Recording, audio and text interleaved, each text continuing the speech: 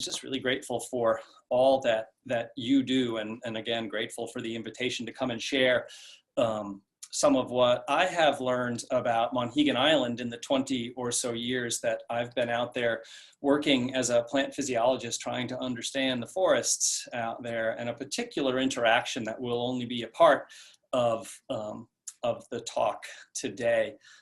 My title here is The Wildlands of Monhegan, Science, Art, and History Informing Each Other through Dynamic Decades of Deforestation, Recovery, and Resilience. I want to tell you a story which is in part my developing appreciation for this place. It's a tale of change. It is in some important ways representative of the sort of change that we've observed more broadly along the coast of Maine. Although Monhegan being Monhegan, there are undeniably unique dimensions to that trajectory on Monhegan Island. It is, I think, a hopeful story when it comes to conservation and stewardship, and I want to tell it as such.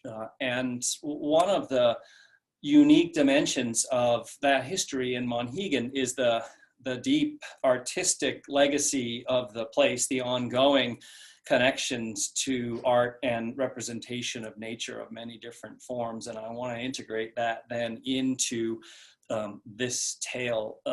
As I say, mine is an evolving understanding and appreciation for Monhegan Island. I may not have everything right here, and there may be parts of this story that should also be shared. And I invite you to offer those observations.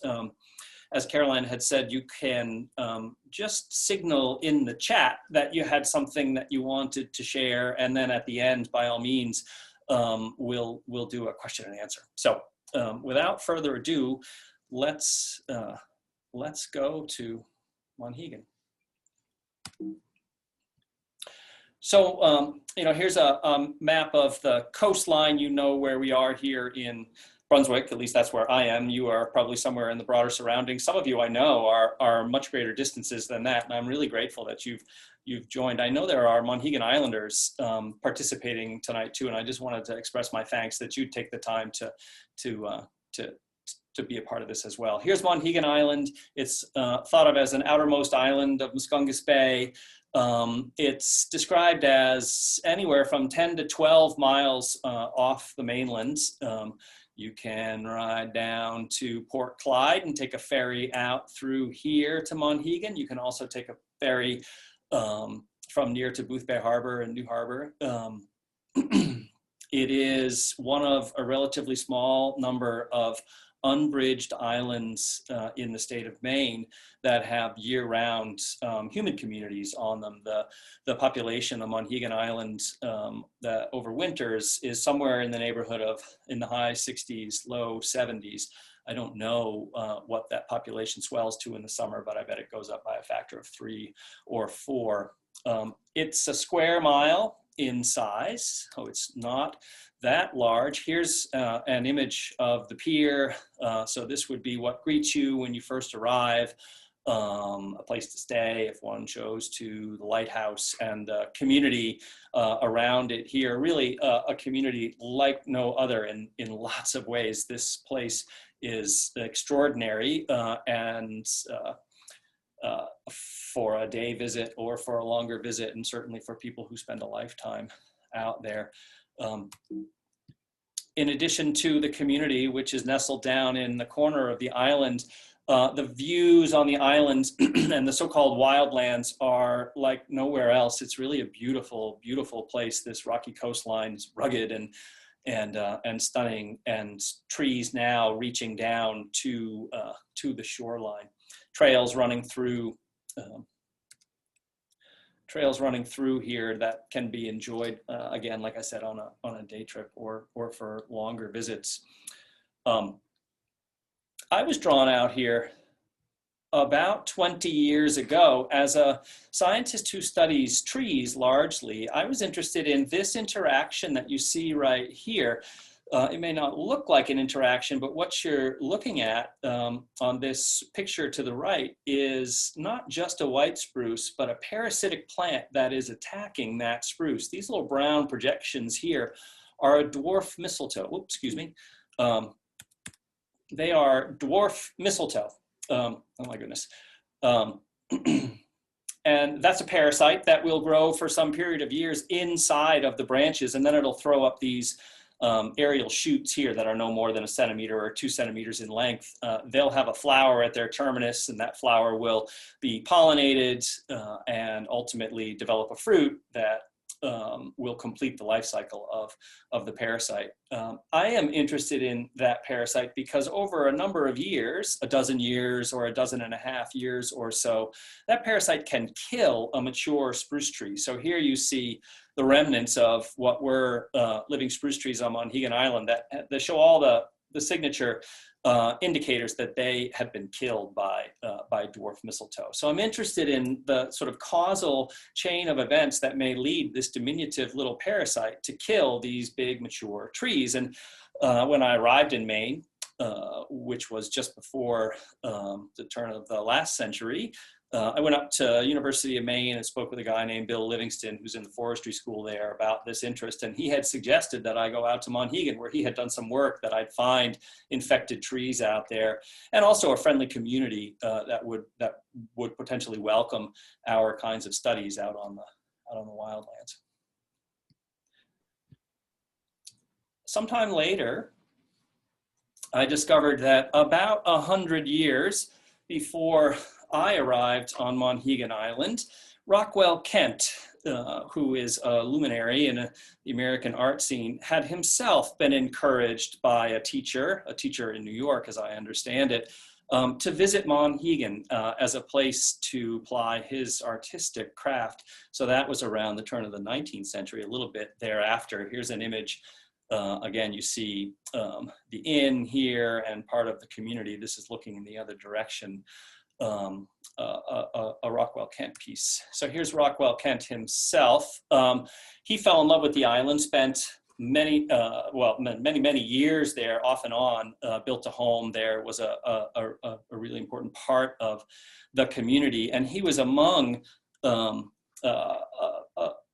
number of the most important artists of his day who visited Monhegan Island and represented the place in various forms. They really were important in establishing the reputation of Monhegan as a must-visit place if one is an artist, particularly of landscapes and seascapes. Of course, I knew Rockwell Kent from before my visits to Monhegan. He's perhaps best known for these kinds of works here, woodcut engravings that really did sort of mark their day artistically. They're extraordinary. He's maybe best known for illustrating an edition of Moby Dick. The importance of his illustrations, I noticed only after I had put this image into this talk. The importance of these illustrations, I think, is underscored by the fact that we have the title of the book here, The Illustrator, and something missing from what would customarily be on the jacket cover, which is the author's name. So Herman Melville didn't rate here in this jacket cover, but Rockwell Kent did. Beautiful, beautiful work. And of course, he painted on Monhegan as well. And here's one of the later paintings that he did. This is called Young Spruces. And of course, here are the spruces that he's representing. What really captured my attention was, well, this image, which I only became aware of not that long ago, right at about a time where we were documenting the mortality of spruce trees that we had been observing while they were still living. This was 6 to 8, 10 years ago or so. And it struck me that this tree here, whose death we documented in a paper that appeared in a journal called Botany, here you see our tag that we used to identify this tree.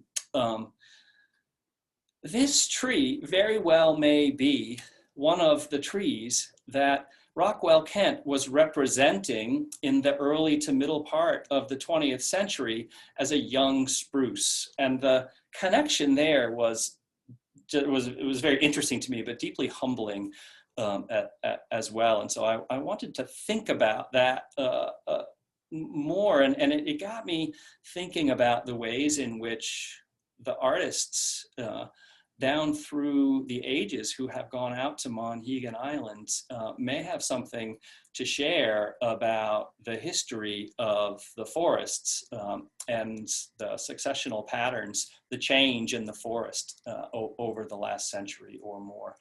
So I'm going to try and weave that into this talk. I'm going to attempt, in the time that we have together here, to talk about the history of the forests out on Monhegan, and to place our work on this mistletoe in the context of that history. But I also want to highlight and foreground the work of the Monhegan Associates. This is the local land trust and community organization nonprofit that stewards the wildlands of Monhegan and does a lot more than that. There are some milestone decisions made by the Monhegan Associates and some of their forebears that have altered, I think, for the better, the trajectory of the forests of the wildlands there. And I want to highlight that, and I also want to weave into my talk here the various works of art that represent the wildlands and how they may have evolved to represent the change that we're observing on island right up to the present. So these are my goals.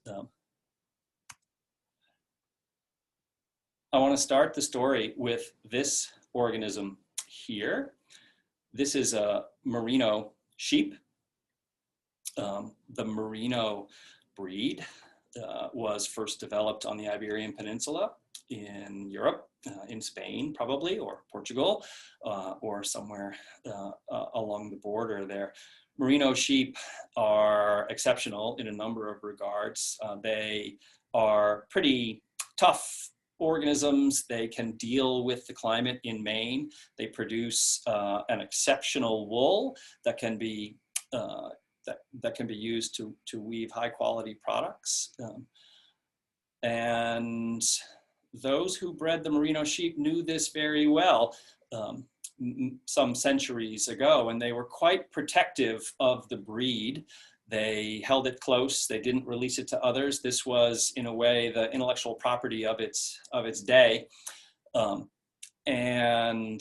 It was only the threat of the advancing armies of Napoleon that led the breeders of merino sheep to release the breed, because there was the threat that as an act of war, Napoleon would obliterate the breed, or that he would release it. And so they chose to release the breed to the world as a means of preserving it. And that's what allowed then merino sheep to arrive first in Vermont, and then ultimately in the rest of New England and more broadly into North America. And the merino sheep did really well in northern New England in the 19th century. And this led to a boom of sorts in sheep pasturing and the raising of sheep for wool. This was in the early and middle part of the 19th century, and it led people on Monhegan Island and elsewhere in the region broadly to hack down the forests that they lived amongst and to convert it to pasture so that they could raise merino sheep. This was a moment from the standpoint of the growth of the United States too, where agriculture really prevailed as our dominant our dominant source of income. And so governmental policy at the federal level was also favorable to agriculture. And by that, I mean, they had stiff tariffs erected to protect the wool industry of the United States. And so all of that combined allowed Mainers to the opportunity to make a buck pasturing merino sheep in the early and middle part of the 19th century. This was true on Monhegan Island as well. We know this in some measure because of county records, this is a tax map from 1873 of Monhegan Island. And what you can see when you look at this, this was sleuthed out by a guy named Rick Dyer, who was a master's student of Bill Livingston's at the School of Forestry at the University of Maine. This was part of his attempt to document the land use history of Monhegan Island. And what you see when you look at the map, these open areas here were in pasture in 1873, and there's open areas down here too. The human community is clustered right around here. This hatched region here was in forest in 1873 and presumably had never been cleared. It may have been logged, but it hadn't been deforested entirely. And so this is important to remember that Monhegan Island, a 1 square mile island, had regions of pasture 140 or so years ago and regions of intact forest. It was right at about this moment, 1873, a little bit beyond, where sheep farming in New England began to suffer an ultimate collapse. That collapse can be explained by a number of factors. One is the opening of the frontier into the Middle West and arable lands that were more productive than places like Monhegan Island.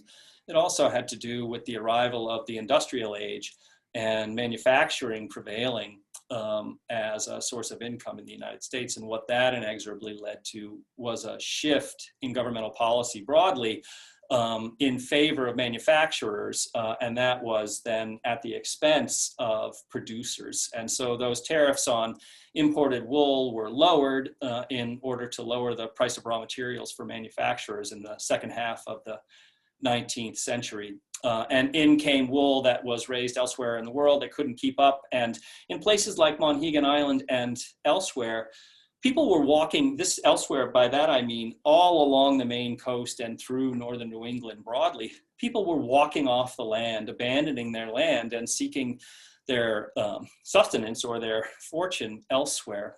And so we went from a fairly abrupt period of pretty intensive deforestation, represented here on Monhegan Island in the early and middle part of the 19th century, to land abandonment.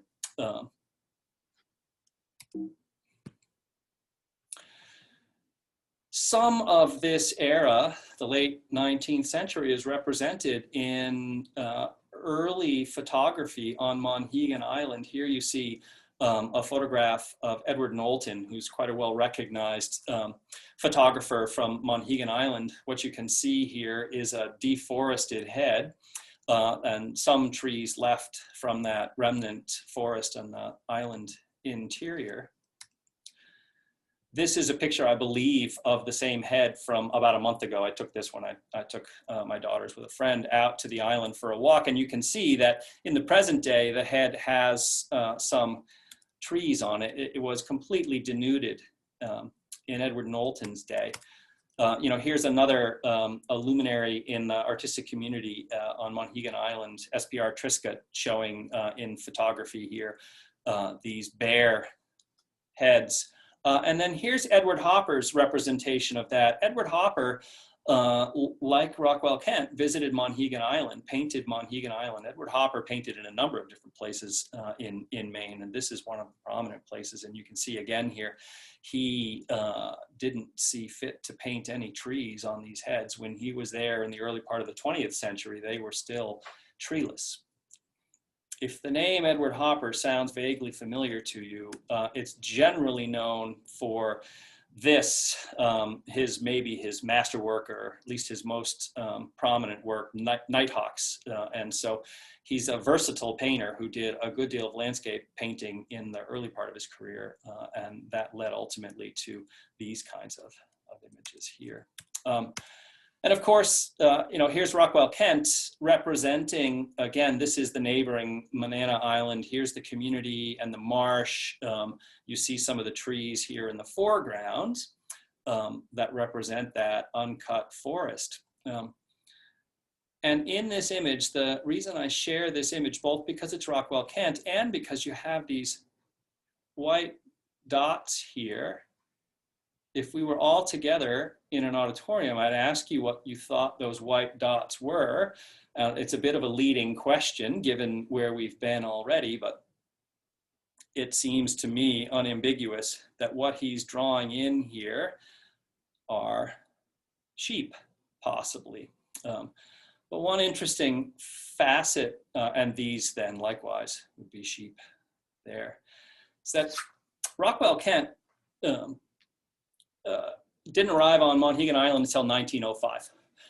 And there's at least some accounts to suggest that sheep in any significant numbers had been removed from Monhegan Island by 1897 or 1898. And so it is possible that Rockwell Kent, although he painted this sometime 1905 or thereafter, never actually witnessed sheep in large numbers on Monhegan Island, which is, I think, fascinating to contemplate in terms of artists and their representation and landscapes.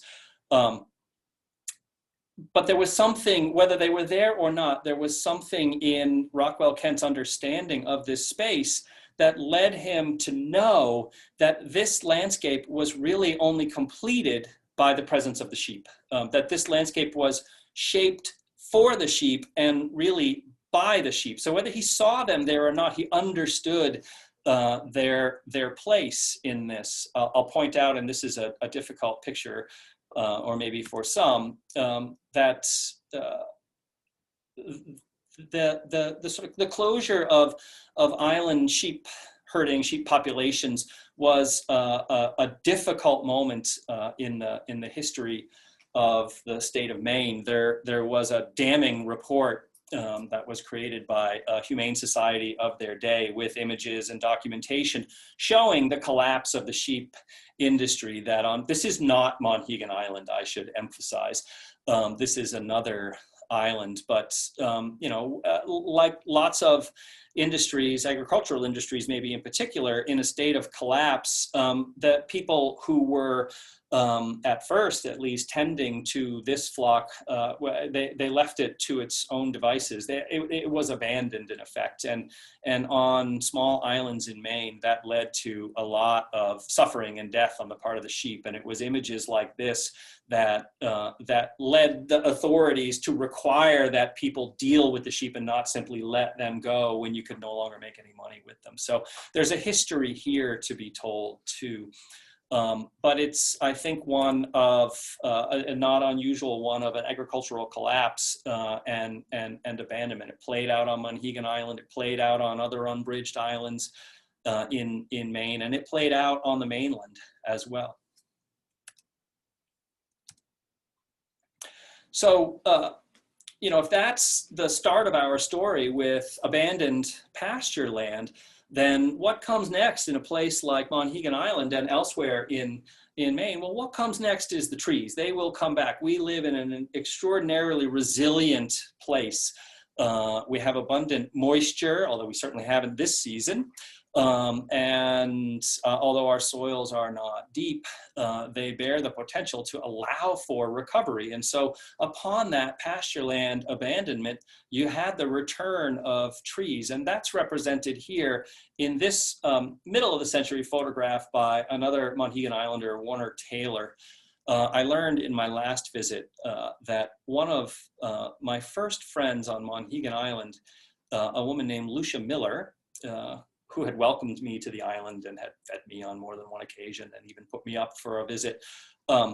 She's Warner Taylor's daughter, and there were in a book of Warner Taylor's photographs of her as a small child. It was really quite lovely to see that connection there. But this is landscape photography of Warner Taylor's, and he's showing the recovery. These are the first forests to come back on Monhegan Island, and these forests are predominantly white spruce. White spruce is a tree that does really well under relatively dry, sunny conditions. It invades abandoned pasture land exceptionally well.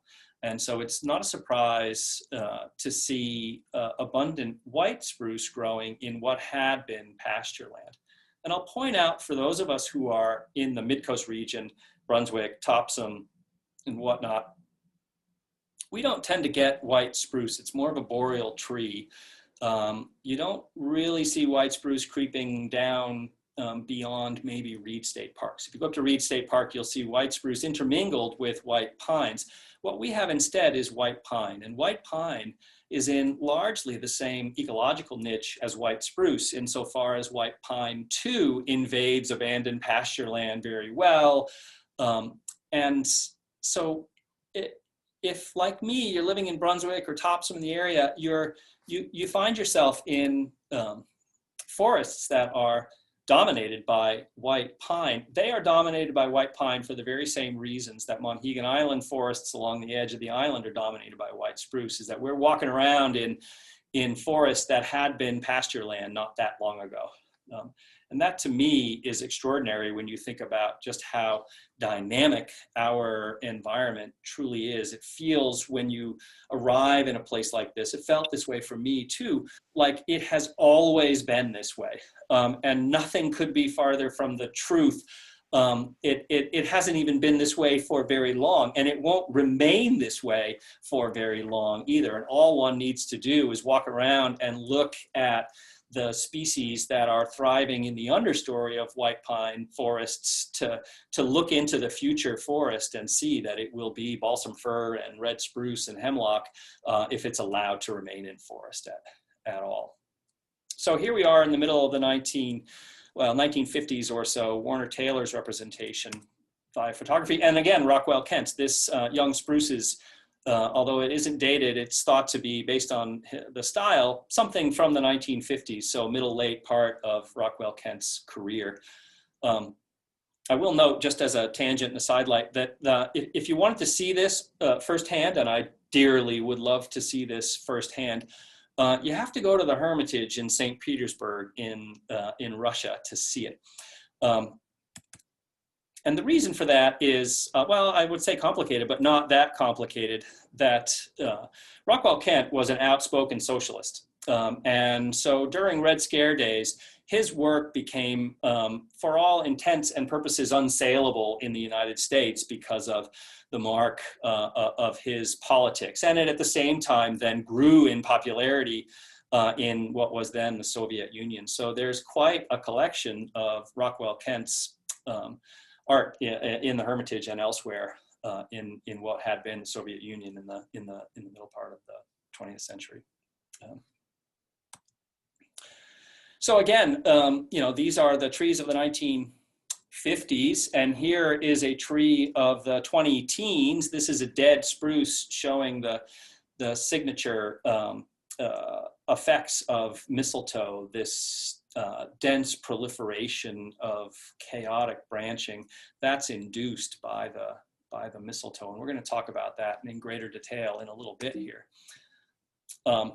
And I'll remind you again that, you know, here what had been pasture is now white spruce, and this interior forest, which had been left uncleared, is largely red spruce. That's because red spruce is a long-lived tree. It likes it in the shade. It can reproduce in the shade. It's a later successional tree species. So you have this interesting distinction on the island, and it leaves the island looking, at least it had looked when I arrived 20 years ago, like this. This is a dated image. It's probably from 2002, maybe. This is that white spruce forest along the edges of the island. And if you contrast that then with the red spruce and balsam fir forests of the island interior, if you've been to the island, then you may know this as the Cathedral Woods. And as you pass from the Cathedral Woods in the island interior out to this region, it's like walking from one room to another. It is just extraordinary to see the transitions that you experience. And this coastal forest doesn't, or didn't look at the time, didn't look great. It's pretty hammered. You didn't see lots of big trees. There's a fair bit of death to be observed. That's a deadfall there. There's a good deal of exotic invasive underbrush here. This is a thorny rubus probably. There was at the time a lot of other understory exotic invasives in here. this forest was stuck in place largely, and it was stuck in place in no small measure because of the mistletoe. The mistletoe was killing white spruce and interfering then with the ability of these forests to develop a closed canopy, which might then have invited the seedlings of later successional trees like red spruce. So we were sort of stuck in place in a way that we're going to explore in greater depth in just a little bit. I want to pause for a moment to tell a story of stewardship that is really central to my ability to go out there and work in the last 2 decades. And it concerns this person here. This is Ted Edison. And if the name is familiar, it should be. Ted Edison is Thomas Edison's son, one of Thomas Edison's sons.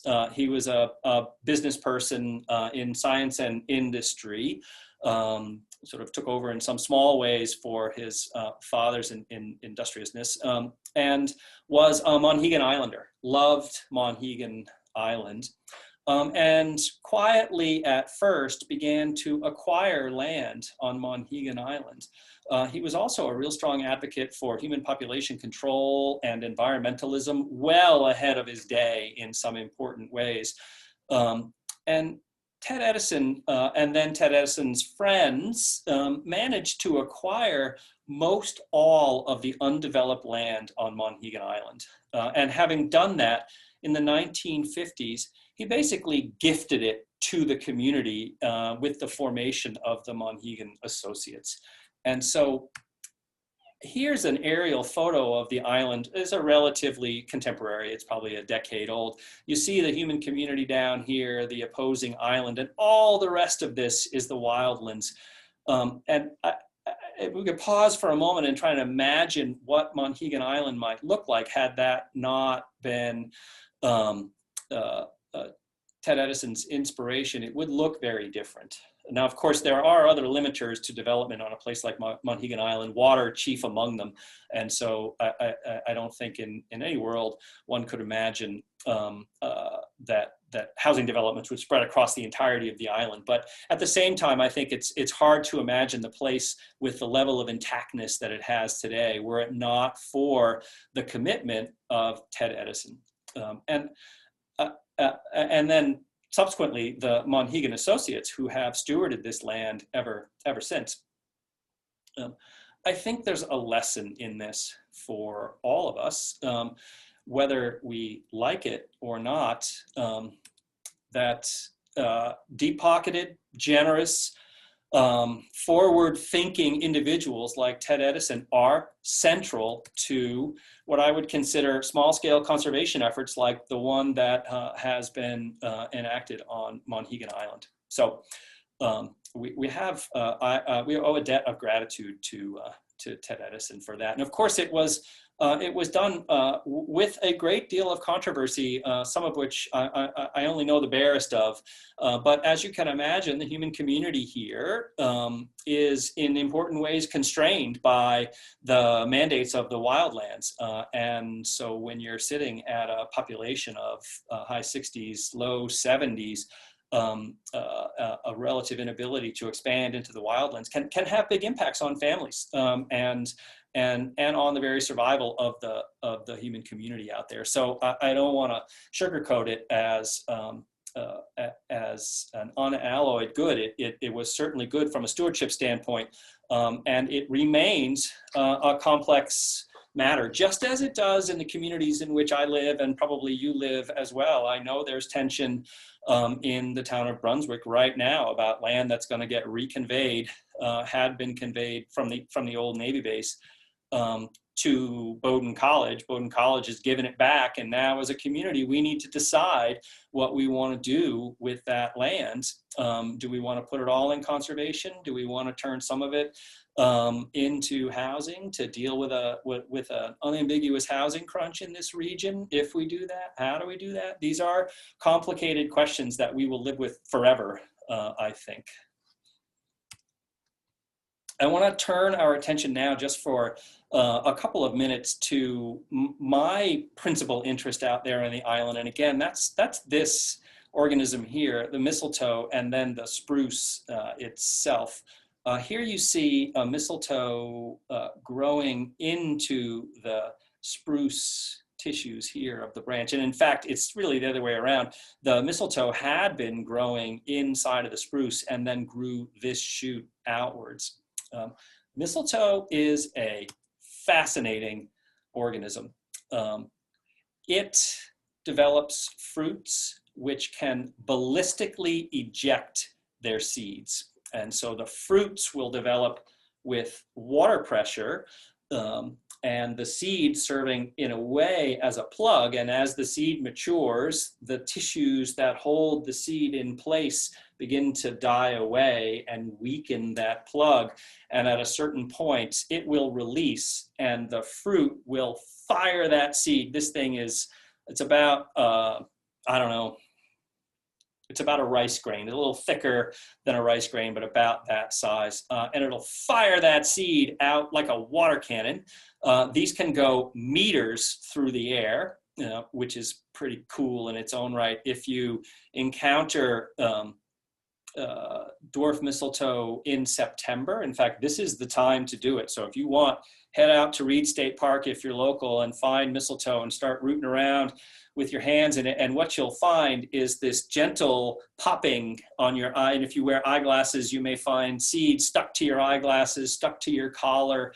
It's a sticky seed. And so as it flies through the air, if it's fortunate enough to land on a spruce branch, it'll stick there and dry down on the branch. And in the next season, it will germinate. It'll grow these degenerate roots that then bore into the host branch where it will proliferate for a number of years, a half a dozen years or so, before putting up those shoots.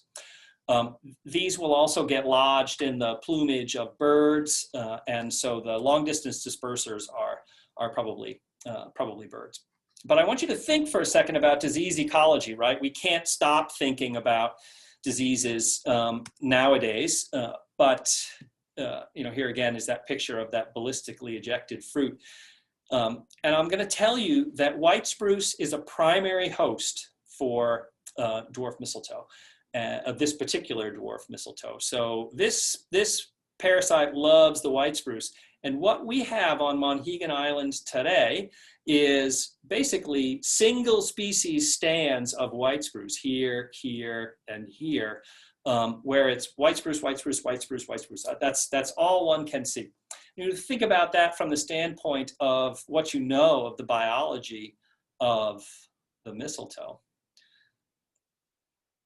This is an ideal scenario for the parasite to proliferate through these stands, right? So in a natural forest stand, you wouldn't expect to find so much densely populated white spruce growing in such close proximity, but on an abandoned pasture land in this early successional state, this is what you get. And so it shouldn't surprise anybody that the mistletoe got a toehold in there and has had big impacts. These are the kinds of impacts that I mean. You have lots of death out there. This is a very common sight along the coast of Maine, not just Monhegan Island, but coast of Maine where white spruce proliferates. So a little north of us here, Boothbay Harbor or so, and then farther down east.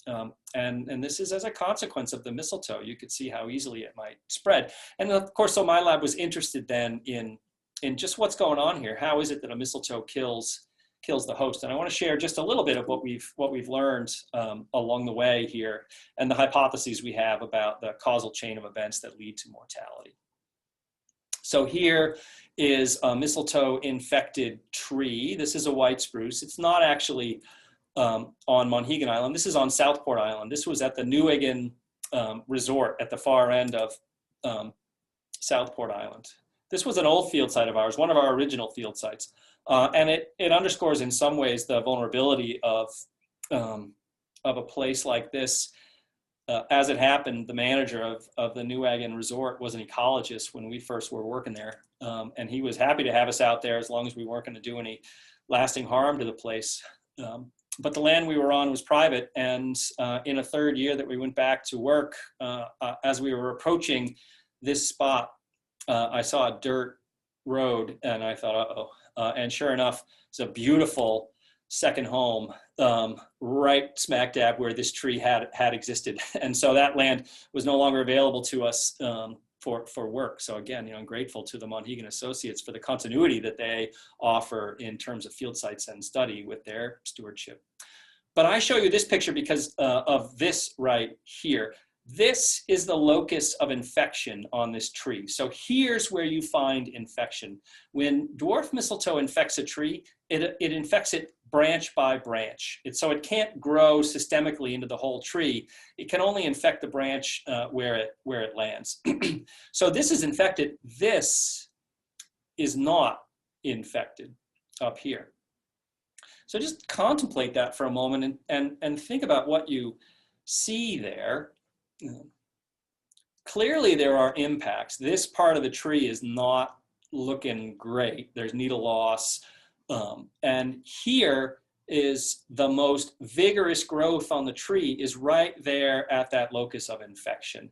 And so and this is a chaotic proliferation of branches. This thing is probably the size of an industrial washing machine. So it's pretty big. It's called a witch's broom again, and you'll see them out at Reed State Park and elsewhere. You'll see them out on Monhegan Island if you ever visit. We were interested in this, both why they form and the impacts this has on the trees. One of the convenient things about conifers that we took advantage of is that when they grow branches, they grow a whorl of branches. And so you have same age branches growing around in an incremental fashion. So one can age branches on a conifer reasonably well, like these two branches here are of the same age. And that enables one then to, if you poke around hard enough, you can find infected and uninfected branches of the same age on the same tree and do some analyses of their growth. And that's what we've done.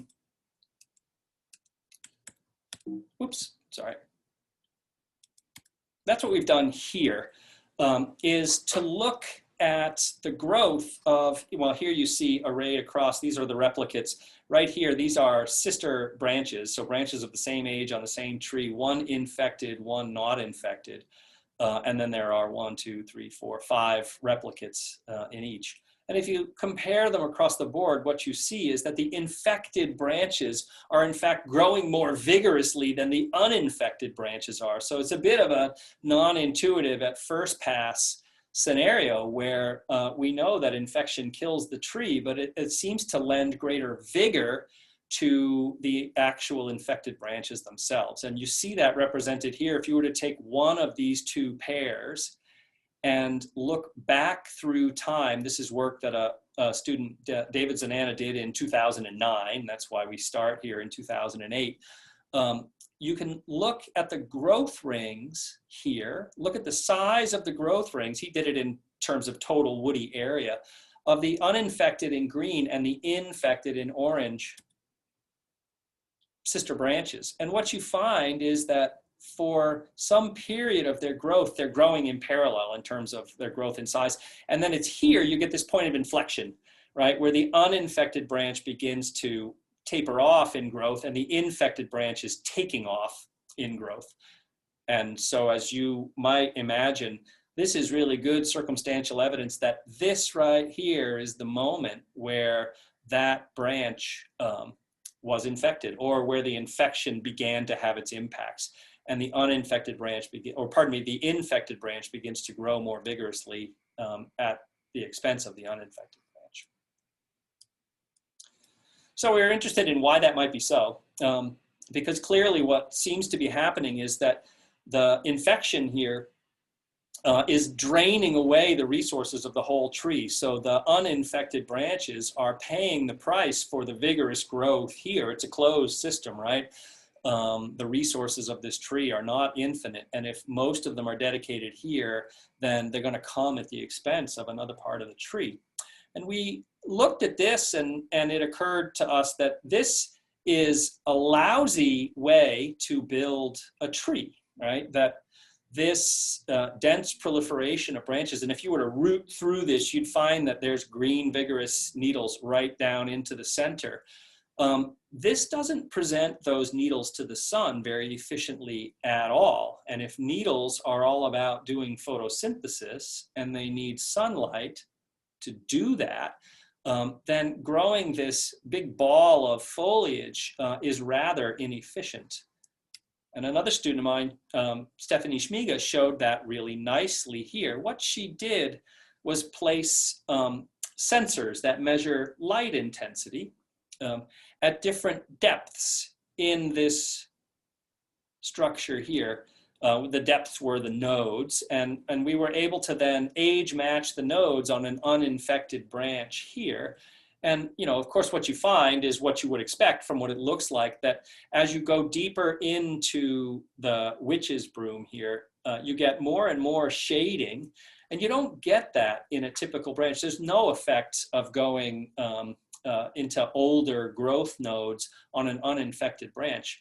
And you may know this intuitively from the way that spruce grow, right? There's a very modular form of growth. They grow and then they grow out from that, and then they grow out further from that. So they don't self-shade themselves, and that's very efficient.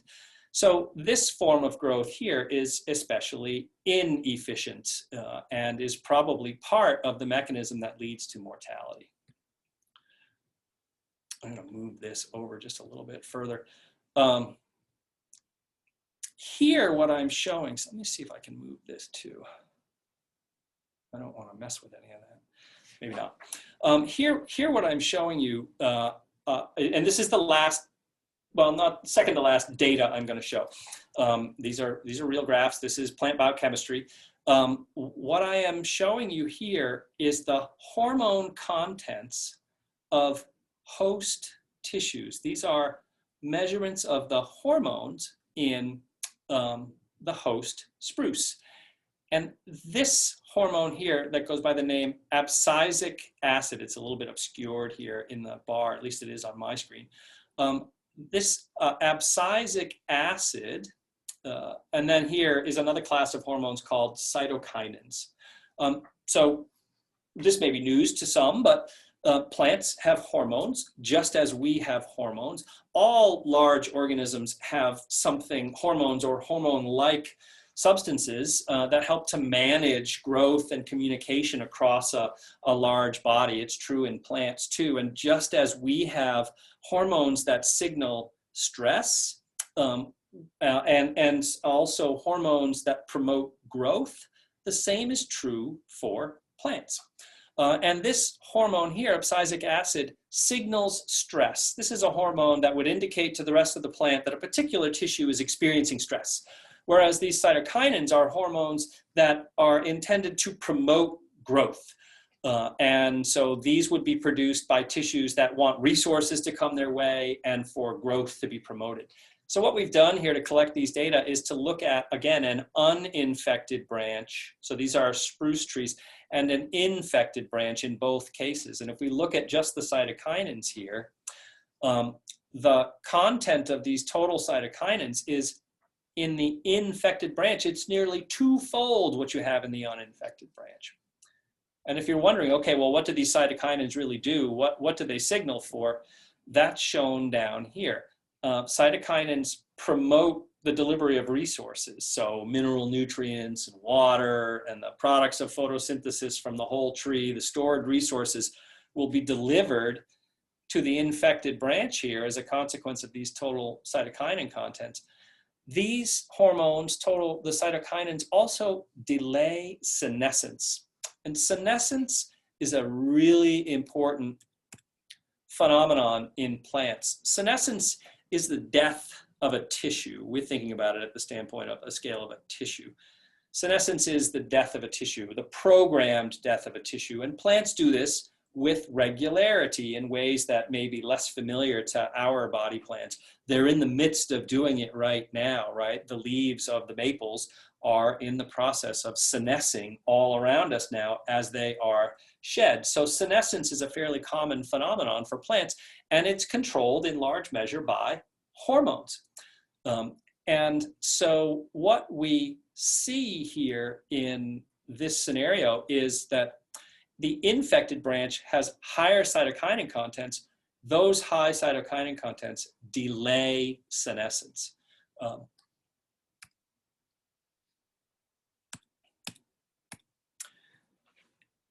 if we back up to this picture for a moment, and I asked you just to take a step back with what you know and think about how this tree could or should manage an infection.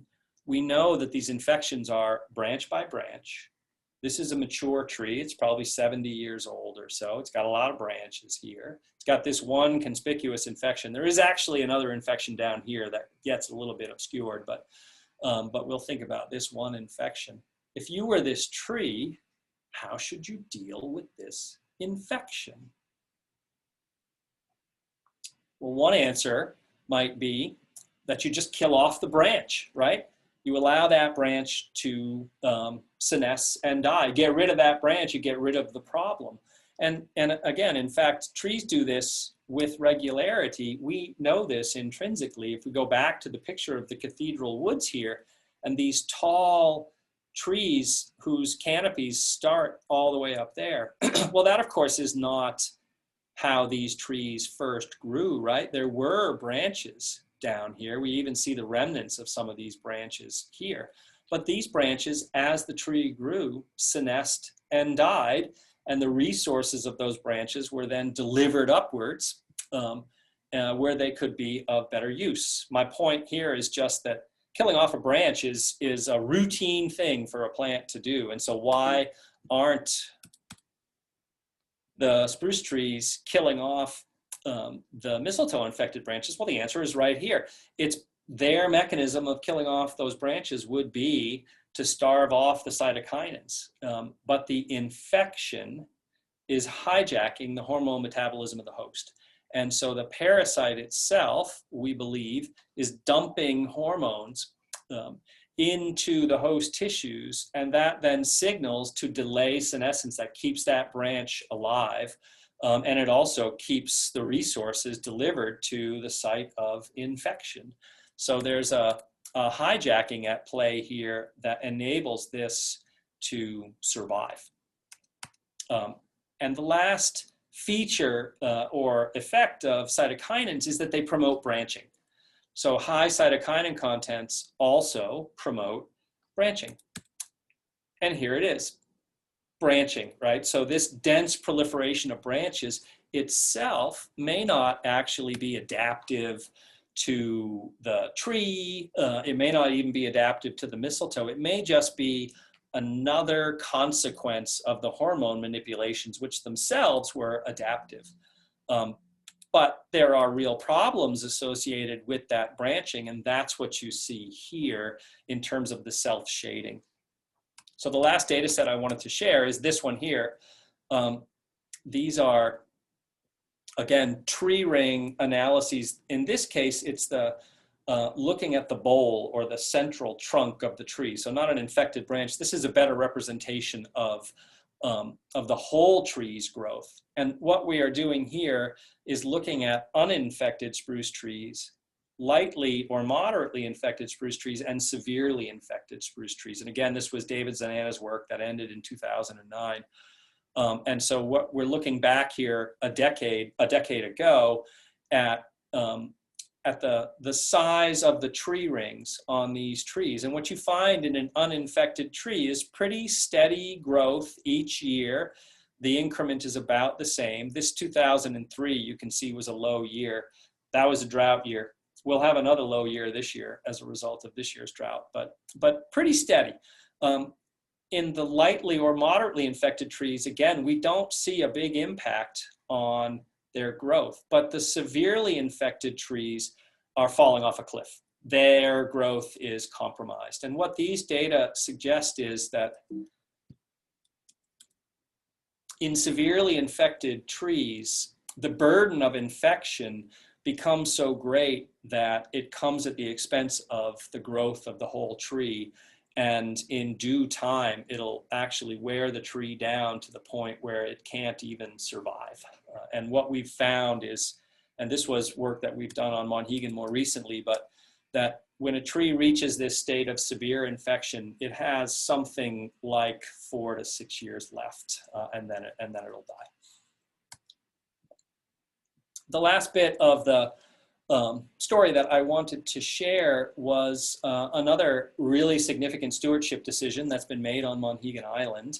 And it relates to what you see here in this forest. As I had noted before, this white spruce stand, which is heavily infected with mistletoe, the trees never really reach significant sizes. You have a lot of deadfall. You have a lot of thorny exotic invasives in the understory here. Japanese barberry is prominent, although you don't see it here, especially some rubus and other things in here. I learned only well after having spent some time on the island that I had arrived not long at all after, I'm going to come back to that, not long at all after deer had been removed from the island. So Monhegan Island, for the better part of 50 years, 45, 44 years or so, had an active unmanaged deer population. Deer were transplanted to the island in the 1950s. They were thought that they would be useful as a source of meat, that the islanders could hunt them, and they proliferated to deer densities that were quite impressive, rarely seen elsewhere on the mainland. And these deer were browsing the understory into oblivion as their numbers got so high. So what you see left here are those deer-resistant understory exotic invasives that they couldn't eat, frankly. And what they were eating, among other things, were the saplings of broadleaf trees like maples and birches and cherries and whatnot that might otherwise have developed in this stand, but they could not because of the deer. And in the 1990s, there was an intensive study by folks from the Vector-Borne Disease Lab at the Maine Medical Center Research Institute of these deer and Lyme disease. So by the 1990s, Lyme disease has arrived in this part of Maine and became especially worrisome and problematic on Monhegan Island in no small measure because of their very dense deer population. And so after intensive study by these folks, a decision was made by the community, again, not without controversy and some wrenching decisions, to humanely eliminate the deer population. That was done in the latter part of the 1990s, and there have not been deer out on the island since. And it was only 2 years thereafter that Lyme disease pretty much crashed on the island too. So concerns over ticks and Lyme disease are greatly reduced on Monhegan Island because of the removal of one of their primary hosts of the mature deer ticks. So what has that done then to the island? Why are we talking about it now? What does it have to do with the forestry? Well, what it's done is release the growth of broad-leafed seedlings and saplings. They now have the ability to grow such that if I bring you to a picture here of that same stand in the present day, look at what we see here. There are 19, 20-foot maples. There are cherries out there. There's a birch right here. You have these sizable broadleaf trees that are developing in and around. Here again is a dead white spruce, dead as a consequence of dwarf mistletoe. So another signal stewardship decision of the removal of the deer, which were themselves introduced to the island, has released the broadleafs and set these forests on a trajectory, I think, of real healing. From my standpoint. They will not look perhaps like the cathedral woods, but it'll be a beautiful broadleaf stand that will ultimately give rise to evergreen, red spruce and balsam fir understory that may take root in another many decades. So here again is just an image of some of the broadleaf trees that are coming in. So I guess I just wanted to leave you, and I'm going to turn it over to questions after this, but with, again, to emphasize the importance of an individual like Ted Edison, and also land stewards and Monhegan Associates, chief among the ones here, but the CREA, Cattaraugus River Education Alliance, falls into the same category. We, along the coast of Maine, most of the land that is conserved here is conserved by small nonprofit organizations that are working at the community level. And they are extraordinarily effective in what they do. And so if you value these places, dedicating your charitable dollars to these kinds of organizations and like organizations in your communities makes a huge difference. It will make an impact in your life. The last part of the story that I wanted to share simply was that the artists of Monhegan Island have a story to tell all their own, and it's representative of the change in the land, and it's important, I think, that we incorporate their views along with those of ecologists and other scientists and land stewards in the story. And I will leave us then here simply with this image. This image here on the right, for me, is a contemporary watercolor or painting of Monhegan Island. It's beautiful. I like it a lot. Here, I think, is precisely the place where that artist was attempting to represent. So this is a photograph of that same place. And if you look at this photograph, you see here a dead, mistletoe-infected white spruce. And that, I think, is exactly what's represented right here. So contemporary artists are recognizing the role that dwarf mistletoe is playing in the landscapes that they capture. But I will point out at the same time that it would appear, if I've got this right, that this artist wanted to foreground this and decided to do so by painting in some non-existent trees behind it. And so it's a bit here of a cautionary tale as well around the stories that that landscape artists are attempting to tell, and just how faithfully they represent the land around, depending upon their goals. I would be remiss if I didn't thank a few people here. Jarrett Reblin, chief among them. He's a laboratory instructor and a colleague of mine, and has been a longtime research collaborator out on Monhegan Island. He spent more hours on Monhegan than I have by a long shot. And I chose this picture of Jarrett up in a tree off the Pebble Beach Trail on Monhegan Island because it really beautifully captures that he's the guy doing the work and I'm the guy documenting the work here. There's a series of other fellow scientists and students from Bowdoin that have worked on the project. I want to thank Monhegan Associates, others who have supported our work, and funding sources for some of our work. I will just in a minute's time run through some of the students and their trajectories here who have worked on this project, because I will say the two best aspects of being a college professor and being a biologist is that I get to hang out with biologists, and I get to play a role in the development of these extraordinary young people who come through my lab. Emily Hoon is a freelance journalist now, works in conservation. She's at her family lives in Salem, Oregon. Her husband works at Willamette College. She writes for National Geographic and other outlets.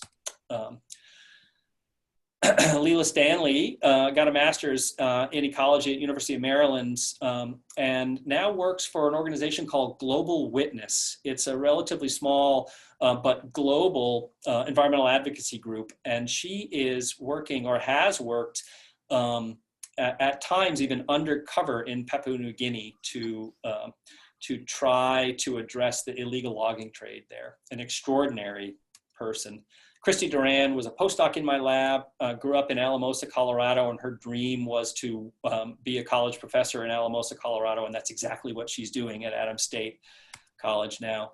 Ryan Dunleavy went and got an MBA and works in the insurance industry in Portsmouth, New Hampshire. Carolyn Ricco is now earning a PhD on sustainable agricultural systems and their relationships with human health and ecological health at the University of Vermont. When she graduated, she went to work for USAID in Kyrgyzstan. And so she was stationed in Central Asia in Kyrgyzstan. She is an intrepid person. Colin Ogilvie took his experiences with dwarf mistletoe to med school at Cornell and is now an anesthesiologist in New York. Lashe Irvin took her experiences to University of Utah. She's just earned her PhD in urban ecology, and now she works in the global change office for the state of California. She's working on trucking and transportation. David Zanana did all the tree ring work, and he's now a behavioral ecologist of birds, works at University of Denver. A couple of students here. She's a Montana State professor. She's just earning her PhD at Columbia. He works for Apogee Adventures, lives locally. Pediatrician, environmental educator, and I'll leave it with John DeVillier. This is his professional profile of the day. I didn't know this until earlier today. He's a research analyst in alternative energies. I didn't know him as such a polished guy, although he's always been polished in his own right. This is John at Bowdoin as a part of a flash dance group in the library during finals week. And so this is a more familiar image of John. Although you see here, he's a college student wearing a tie and a vest. So he's always been his own man. I'll leave it there. I'm really grateful for your attention. I hope you found this interesting. I'm really keen to hear from you now. And so I'm gonna open it up. So thank you again. Thank you, Barry. So folks are welcome to unmute themselves and ask your questions directly or put them in the chat box. And I just want to say, Barry, your impressive list of what your students have gone on to do is, I think, testament to your both your teaching and your ability to inspire. So that's pretty neat to see. Thank you. So any questions from anyone? Oh, do you want to close the share screen, Barry? Oh, sure. Then people Yep. can. Okay. So people are welcome to. So what you could do is just signal in the chat, or because it will be hard for me to track waving hands because there's so many of us on the screen. Right. So there's a question here about what can be done. I'll take that as what can be done about dwarf mistletoe, and that's a question I face a lot because we're often going to a landowner of one kind or another, sometime even into people's yards in Booth Bay Harbor, and asking for permission to do our work, and they're really grateful to see us there, hopeful that we can do something for the trees that they value. And the answer is that we can do very little for somebody's trees. This is a sort of basic knowledge exercise. Although what it has done is help for me to appreciate the resilience of these forests. And what I have done with folks on Monhegan Island is to suggest if you're planting, maybe plant a mountain ash or plant a birch of some kind and not a white spruce, so a tree that can't serve as a primary host, and you could facilitate then the eventual succession that will play out all around us. I will say that I got to know a landowner on the S Road in South Bristol, who was across from a Nature Conservancy property that we had worked on for a number of years. And he had dwarf mistletoe on the trees on his property. And he'd gone about what he called pollarding the tree. So he'd take a chainsaw and just cut off the infected branches to ask the question, like, well, if the tree is hijacked and unable to shed those branches itself, well, what if we surgically remove them? And the fact of the matter is that can extend the life of a tree. His was a more I'm impressionistic. He was doing it at a small scale. This has been done at a much larger scale for treasured trees in state park campgrounds in California, where there is a different conifer dwarf mistletoe infection. There, they've done a systematic job of trimming out infections and looking then at the lives of the trees. And you can significantly extend the life of a tree. They're doing it out there because they don't want to have to cut these trees out, and they don't want them to age out and fall on somebody's campsite. So in terms of the what can be done, the answer, I think, is to rest assured that things are, if the land is held in forest, that it will recover, and it will take a different form, that recovery. So the what can be done, do what you can to try to keep land in forest, because that's the key to allow for the native resilience to take place. There's other questions here. Yeah, about the lumber industry. So say again, the lumber industry? Is white spruce important to the lumber industry? If so, is the mistletoe issue a problem for it? Yeah, that's a great question. And the answer is yes. That white spruce is a timber tree, not so much in Maine, but as you move out, white spruce goes all the way to Alaska. We've got field sites for a different project near Fairbanks, Alaska. And when I look at the trees there, white spruce, it's like I haven't gone anywhere. And so this tree is harvested all through Canada and then in the upper Midwest in the United States. And it is a concern, both because it comes at the expense of growth, so it's board feet, but also you get these distortions of the growth of the tree, which will decrease the quality of the wood. So you can't do as much with an infected tree.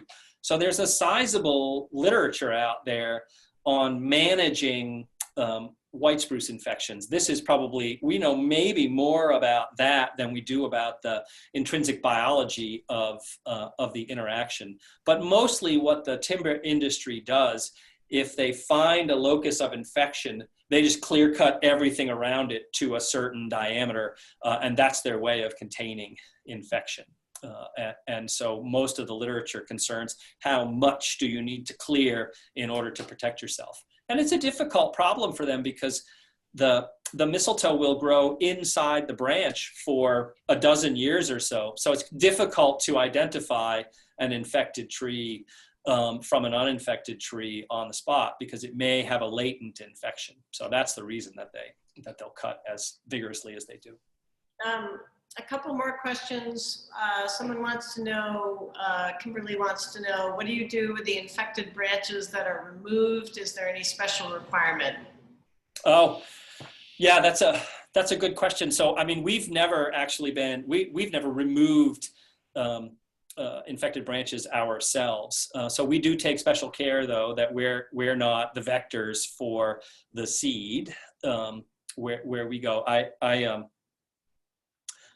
I did give an informal short talk about dwarf mistletoe down at the Arnold Arboretum in Boston at one point, and I took a small branch from a tree, don't tell anybody, at Reed State Park, and just so I had an example, because you won't find this down there.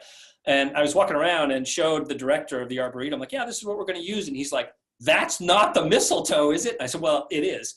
But I grabbed a male. As it happens, the dwarf mistletoe comes in two sexes. It's one of a minority of plants that is either all male plant or all female plant. So if you take an infection which is only male, it has no capacity to actually transmit to anywhere else or to survive. So there was no danger of that. So we're, based on the kind of work that we do, we don't really have great concerns about being vectors of infection because we're not moving things around and we don't have to dispose of infected branches. But I think as long as you're not moving seed around, there's no risk that an infected branch could actually carry infection elsewhere. And Victor asks, was this type of mistletoe invasive or is it native? That's a great question. It's native, and I'm sorry that I didn't address that in my talk because I should have, because one of the fascinating dimensions of this whole ecological system is that all of the players, the mistletoe is native, the white spruce is native. And so what has led to the relatively outsized impacts that we have experienced over the last couple of decades is not the introduction of an exotic invasive, and we've seen this lots of times in our forest, but this isn't an example of that. And instead, what I think is going on is that our patterns of land use, that deforestation to make way for pasture land, that then ultimately is abandoned and leads to these large stretches of white spruce, that's what made this so problematic. In the native forest, what you might have expected, so in the undisturbed forest, you would have found white spruce along the edges of forest or in gaps. So it would have been scattered about, but at much lower densities. And as you can imagine, that has a way of then containing infection spread, so that this would have reached a different equilibrium were it not for those patterns of land use.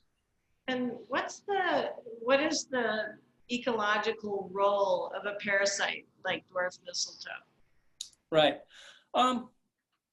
That's a good but a challenging question. And it's one that I have faced before, the sort of question like, why is it here in a way? What is its role? I don't tend to think of the natural world in quite those terms, although there's no question that dwarf mistletoe has an ecological role in forests, in our forests, or certainly in North American forests.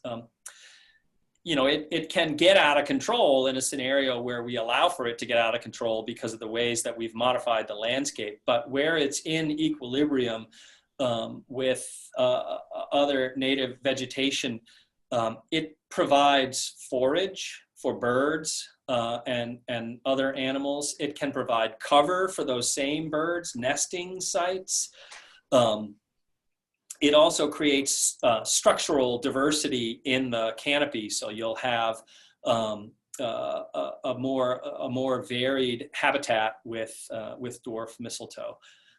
Out west, where conifer forests can get extraordinarily old and enormous, you may remember one of the environmental challenges of the 1990s was the northern spotted owl. People remember battles over the endangered species status of the northern spotted owl. Northern spotted owls nest in dwarf mistletoe infections in trees out in the Pacific Northwest. And I'll name another bird that bird enthusiasts may know also as threatened, and that's the marbled murrelet. It's another Western bird species. Same deal. These nest in the witches' brooms that are caused by dwarf mistletoe. So in terms of like ecological role, I mean, we think of it as devastating here because we happen to live at this moment in amongst our forests, but it certainly belongs here, and the rest of the natural world has sort of evolved around it too. There's a painting I had it in the talk, but I blew right past it. It was created by Ed Hopper, and so it's again 110, 115 years old. But it is of a tree that for all the world looks as though it's got a dwarf mistletoe infection at the top. And I think for me, it's the indicator like, right, this is not new. This didn't arrive just before I arrived here in Maine or on Monhegan Island. This has been around for at least that long and certainly longer. There's a question about, Claire is asking, how serious is the dwarf mistletoe today on Monhegan? Her impression is that most of it has done its worst and that the white spruce's lifespan is 100 years or so. I agree with you, Claire, that these forests will work me out of a job if I stay at this for very much longer. And I didn't know it when I first started to study this, but I hit it at a peak. It's probably not surprising because it was so evident, but Yeah, I agree that I think with the removal of the deer from the island and the potential then for these forests to succeed into away from white spruce and into broadleaf tree species, at least in their next stage, that that you will find that in a way the worst is over. The mistletoe isn't going anywhere; it'll stay, and the white spruce aren't going anywhere either. But they'll adopt something more akin to the role that they probably played in the ancient forests on Monhegan Island. So one more question, and then I think we'll let Barry go and get back to his evening, and as well with everyone else. But someone wants to know who painted the last piece that you showed with that had the dying spruce. Yeah, it's a painter named Ryu, R-I-O-U. I have asked, and I pulled that picture. It was just from a Google search. It was in a gallery in New York. Long before I cared especially about this, it was just a kind of neat thing to toss into talks. And I wasn't as careful as I would be today to document who that was. I wanted to be sure to represent the artist. So I have the name. Nobody that I've asked on Monhegan knows who that person is or knows the provenance of that. So if anybody does, I'd dearly love to know more. Because I think it is a beautiful contemporary representation of the island. And I've searched again and not found it. So do let me know. And I will say to all of you, and I mean this sincerely, I see even in the comments notes about sources and ways to learn more about, like here, Kent actually gave 86 paintings and numerous drawings to the people of the Soviet Union. I'm still learning all of this, and it's really important to me that I'm faithful to the story here and have my ears and eyes open to the input of islanders and others as we kind of build this story together. I think it's a really important one to tell because I think the island deserves that, and it is in important ways representative of the coast of Maine broadly. So I'm interested in trying to make more of this, and I want to be sure that it's both faithful to what has played out and has as many voices in it as possible. So I teach at Bowdoin College. I'm in the biology department. If you Googled me, you'd find me pretty easily, and my email address is there. In all sincerity, you have a comment or an observation or a critique or an idea, find me that way because I'm interested in hearing from you. Great. Well, thank you so much, Barry. This was fascinating. And thank you all for joining us. I see lots of clapping hands.